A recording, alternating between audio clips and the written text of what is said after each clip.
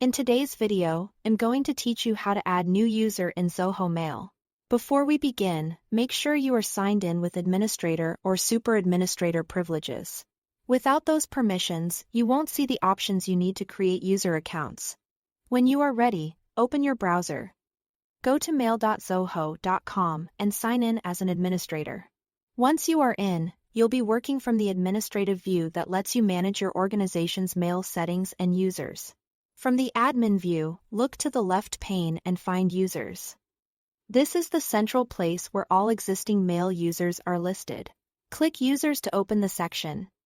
Then click the Add button. This opens a straightforward form where you'll provide the details for the new team member. Start by entering the person's first name and last name. Next, create a username. This will form their email address, so keep it clear and consistent with your organization's naming convention. Short, predictable formats are easier for everyone to remember and search for later. If you already have users with similar names, consider a variation that still fits your standard. If your organization has multiple domains connected to Zoho Mail, select the correct domain from the drop-down so their address lands in the right place. After that, set the account password.